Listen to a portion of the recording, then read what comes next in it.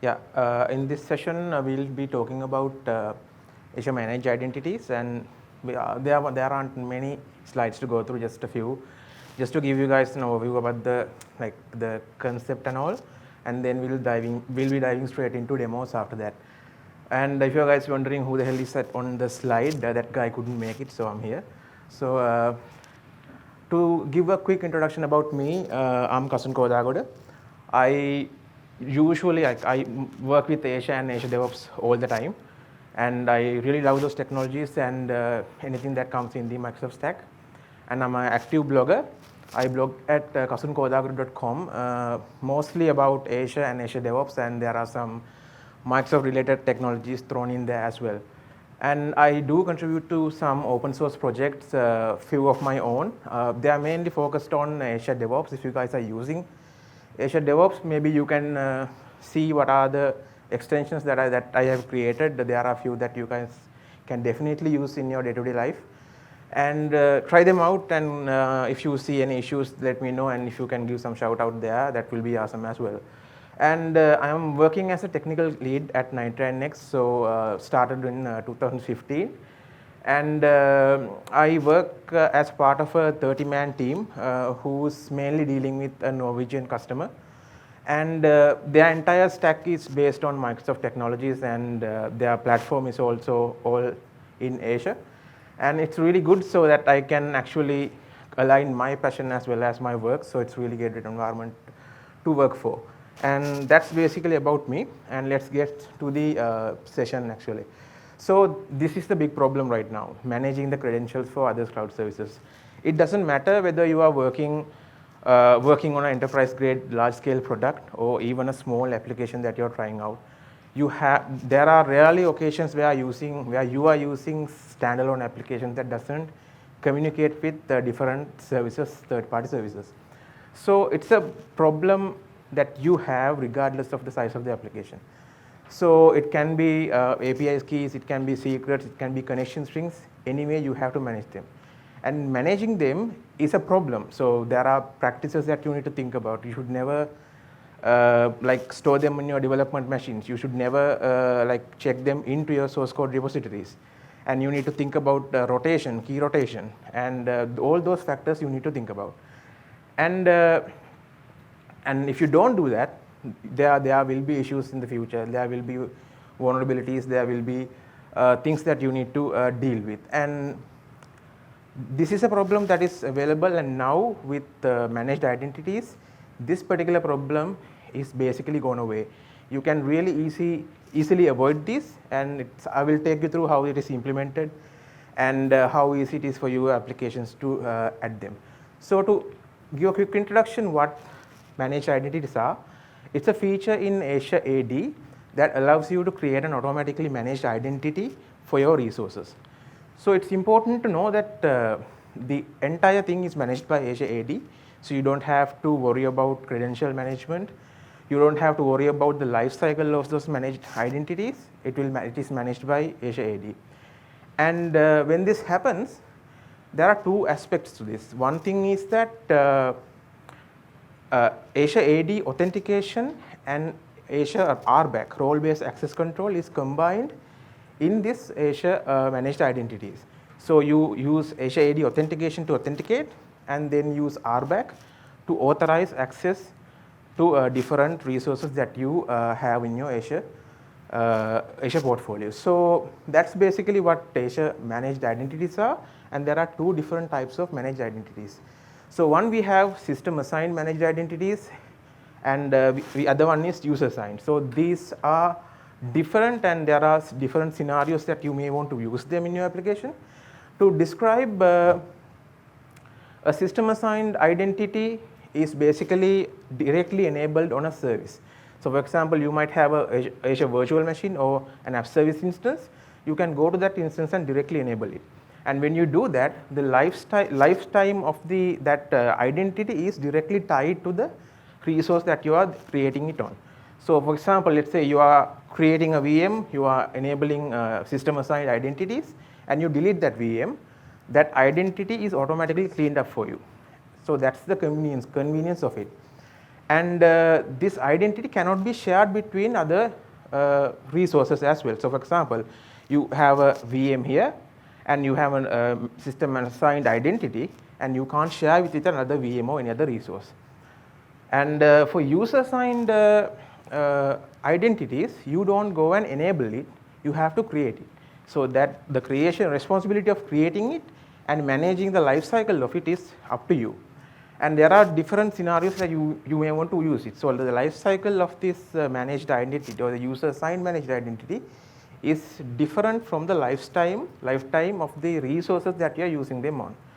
And the good thing is you can assign them to more resource types, one or more resource instances. For example, you can have let's say an app service instance, and you have assigned a user assigned managed identity, and then you can take another 1,000 app service instance and assign the same identity to it, and all the applications will be able to access the resources that you want to access. So it's important to understand the difference between those two resource types and the scenarios that you can use them on.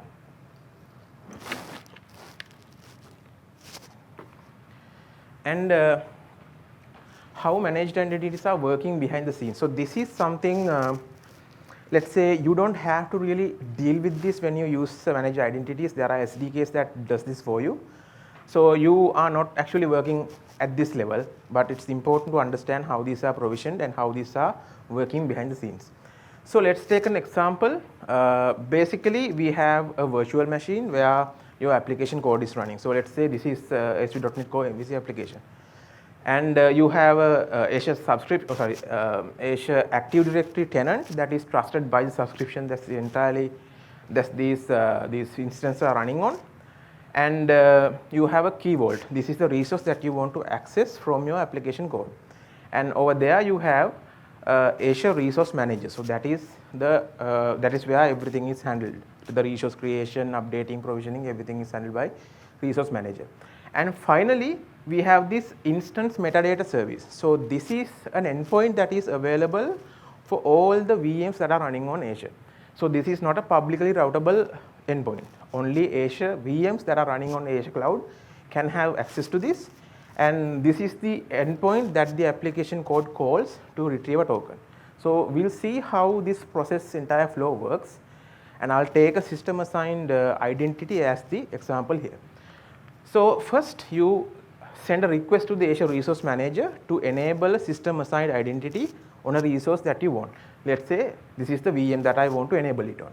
And once that request is come to the Resource Manager, it will then create a service principal in the Azure AD tenant. So that will act as the identity for that resource. And also it will go and update the instance metadata service with the client ID of that service principal and a certificate. So now your application code can access the instance metadata service. And the next thing is you need to authorize your service principal to access the resource that you want. So in this case, it's the key vault. So step 4 is that. And now your application code needs to access the Azure Key Vault to retrieve some secrets or keys. So it will call the instance metadata service. This is handled by the SDK that you will be using. So you don't have to really worry about the nitty-gritties of calling the correct endpoint and all. It is done for you. And the instance metadata service will next call the Azure AD and retrieve an access token for your resource. And finally, that is provided to the application, and now your application can access the resource that you want to access. In this case, it's the Azure Key Vault. So this is the user assigned and the system assigned. The user assigned identity is basically the same flow, but the order is a bit different. So first you create the user assigned identity. We'll see how that is working. But after that, the entire flow is exactly the same. So that's how this works behind the scenes. Again, you don't have to really worry about this. So need to talk about the services that support managed identities. So these are the services that you can go and enable managed identities on. So services like Azure VM, VM scale sets, functions, app service, they are now supporting it. And there can be services where they support system assigned and user assigned identities, But user-assigned identities are now still in previews. It's not a GA. So you might need to check the documentation to make sure that whatever the service that you access needs to use managed identities, have the support, and it is not in preview or anything that you want to check out. So all these services support managed identities, and that means you can enable them on those resource instances and then use any resource that supports Azure AD authentication. So that's really important. So we'll see next what are the services that support Azure AD authentication. So resources like Azure Resource Manager, if you want to deploy templates and work with the Resource Manager APIs, Key Vault, like the example that we took, Data Lake, SQL Server, and these Service Bus and Event Hubs, all these resources support Azure AD authentication. That means if you have an instance where if you have a resource where you have managed identities enabled, you can use that resource can access these services that you have. So that's a quick rundown of what are the concepts behind this and what are the services that support managed identities, as well as what are the services that support Azure AD authentication. So next we'll dive into the demo. The demo is really simple. We are taking a real world scenario.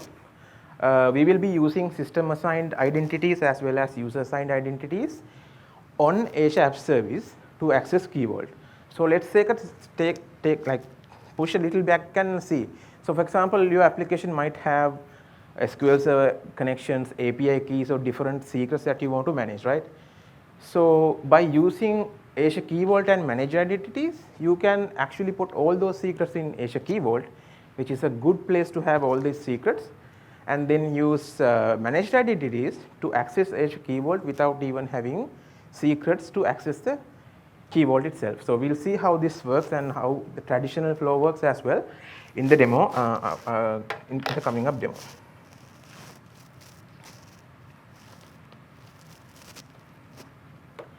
So the demo code will be available for you on GitHub as well.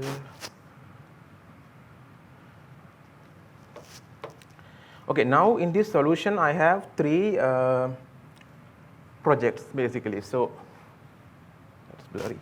So the first project is Azure or a Key Vault secret. This is the project that I use the traditional way of accessing resources. That means I have used the client ID and the client secret of the Azure AD app registration that I created. I'll take you through how that is working. So I have those information in the app settings. So the Key Vault name, the client ID, the client secret, and the name of the secret that I want to access. So this is not the way to do it. So we will be improving this. And it's really simple. What we are doing is we are just accessing a secret from the Key Vault and displaying it on the MVC view. So the code associated with this is just here. I'm just going to zoom out a little bit. Maybe I can. Yeah. So this is the code that I use to access. So I have installed a couple of NuGet packages, actually one NuGet package to access Key Vault.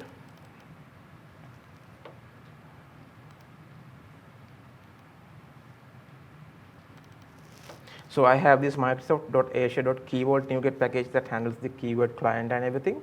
So I have created a new instance of the Key Vault client, and I need to implement authentication callback to handle the access token. So that code is right here, where I am taking the client ID and the client secret of the app registration, and then I'm creating an authentication context, and using the client credentials, we are taking the access token. And then using that, I'm accessing the secret that is stored in the Azure Key Vault, and I'm just passing that into the view model that I'm sending out. So this works. This is the traditional way of doing it. So I'll just show how this is running on Azure. So this is the application. I have created 3 applications to demonstrate this. So this is the traditional application where I am using, let's say this GABC. I'm not really sure if you can see this, but no MI means we are not using managed identities, right? And I'll take you to the resource Azure portal as well. And this Azure portal, I have 3 app service instances with no MI, which will not be using the managed identity, and 2 for system assigned demonstration as well as user assigned demonstration. So now if I go back to the other two applications, those are throwing exceptions right now because we haven't configured those identities for the application to use. So that's how the traditional way works. So what I have done to get that working is basically I have created an apps registration on the Azure AD.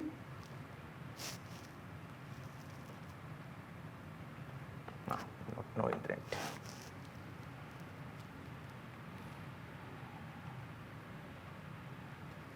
Give me a second, guys.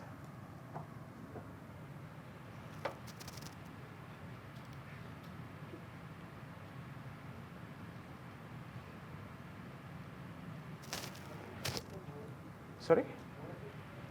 It wants me to authenticate with Facebook, so no. Yeah. Great. And I'm in the app registrations, and I have this GABC app that I created that is used to access the keyboard. And I have taken the application ID or the client ID here, and I have generated a secret, and those secrets are now in the app settings of this application. So if you check the application configuration, you should be able to see, yeah, these are the app settings, the client ID, client secret, vault name, and the secret name.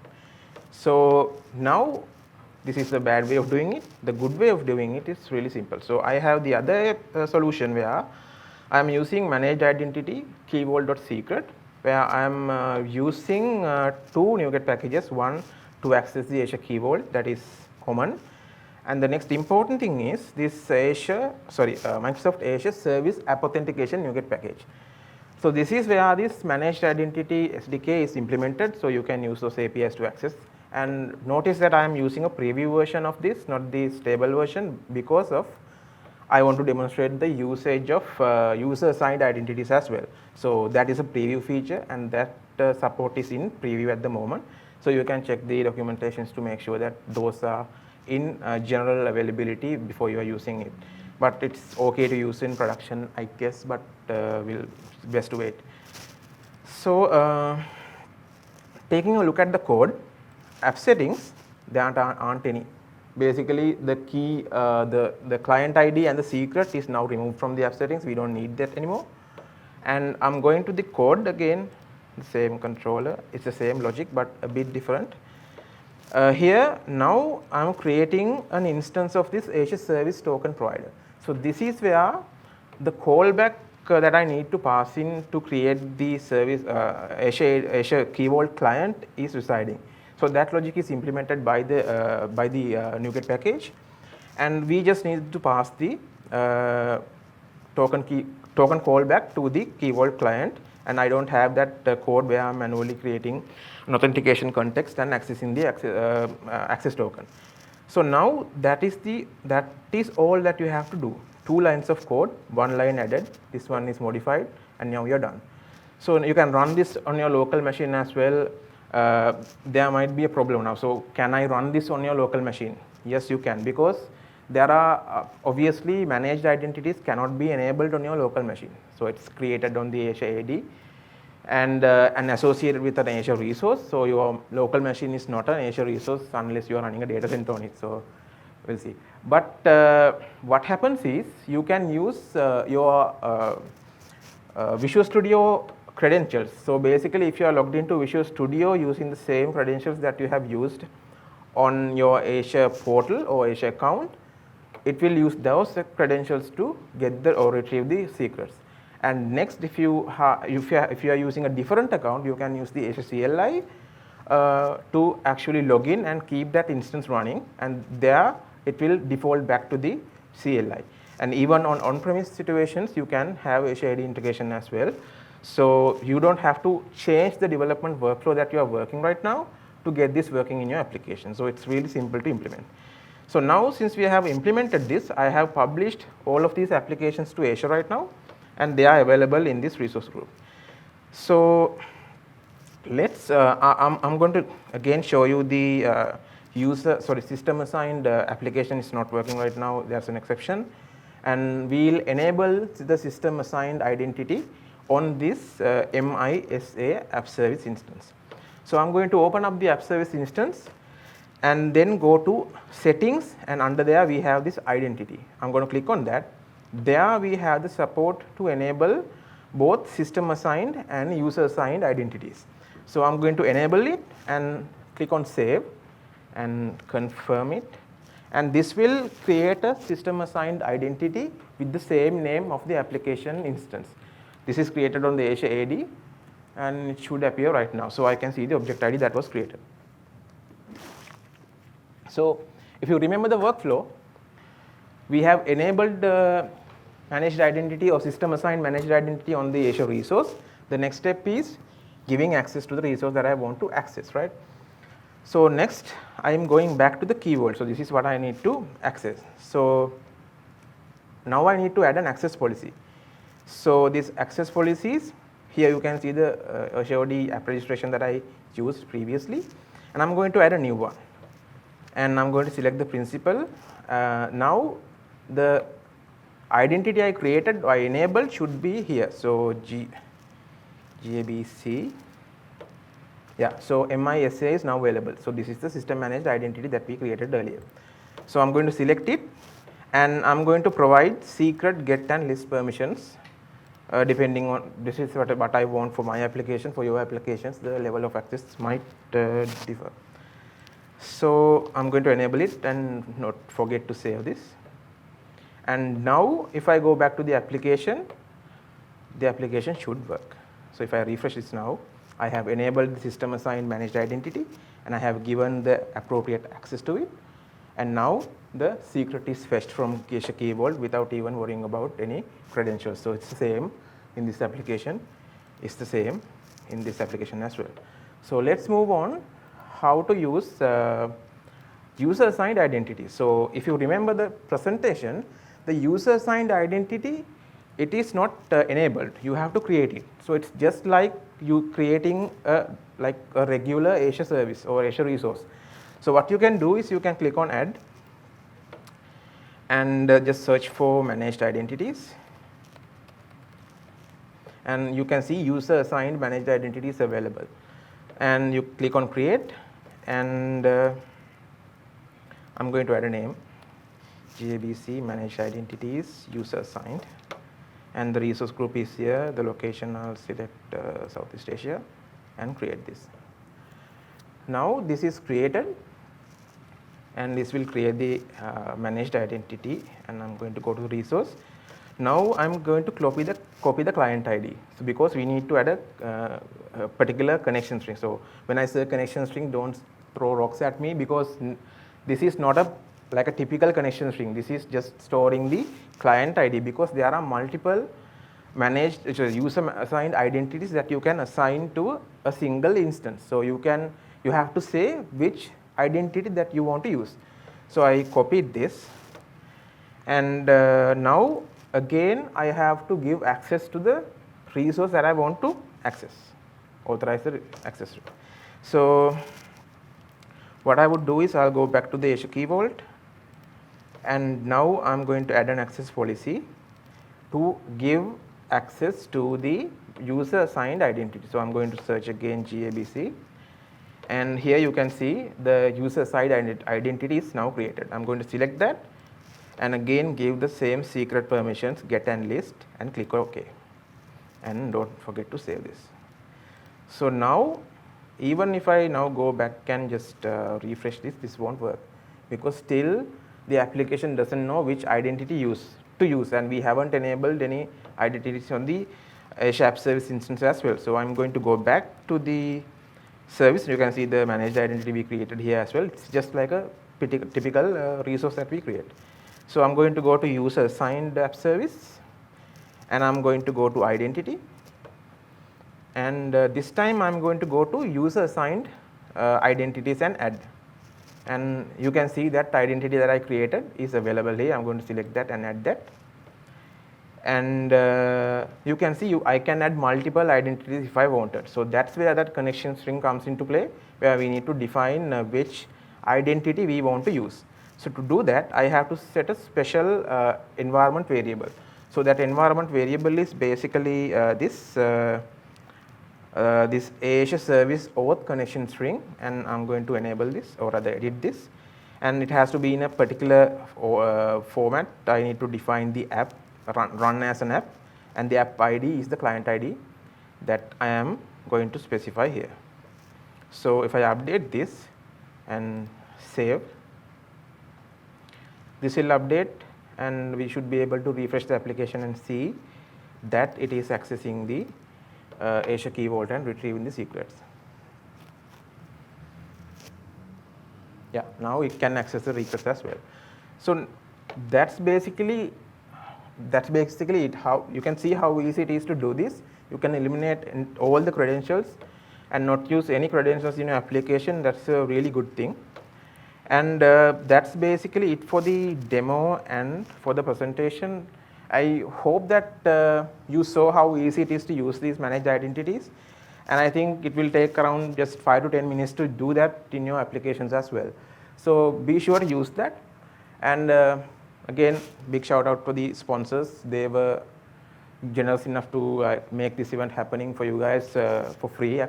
So it's a good thing. And if you guys have any questions, now is the time you can ask. Any questions? Anyone who is willing to go and implement this in your applications? Come on, guys. It's really easy to do. Just a NuGet package and a couple of lines of code to change. Any questions? If you don't think of a question right now, I'll be here for the entire day. You guys can come and talk to me. I'll provide the slides as well as some references to go and read. And the examples that I created is on GitHub right now, and there will be additional examples to demonstrate how you can access each and every supported type of resources. And do follow my blog, and there will be some subsequent articles coming up with exactly what you need to know about accessing these resources. And I don't have a rate event, but this is a Google form that you can kindly fill out. That will give me some feedback to improve my sessions in upcoming sessions. So thank you very much, guys. I do hope you enjoyed this, and I do hope that you will implement this in your applications. And I think after this, the lunch will be ready, and enjoy the rest of the bootcamp as well. Thank you very much, guys. Yes, I have a question to ask, I think. Yes. So the question is, we talked about the entire flow of how this is working behind the scenes. And I talked about a particular endpoint where all the virtual machines running on Azure can access. So what is the name of that endpoint? Anyone who knows that? It starts with Azure. No? No one? Okay, then let's go to okay, what are the two types of managed identities that is available on Azure? Okay. You were a milliseconds. So write your name, please, and yeah, I'll write the location and my name. Yo, thank you very much. So please enjoy the lunch.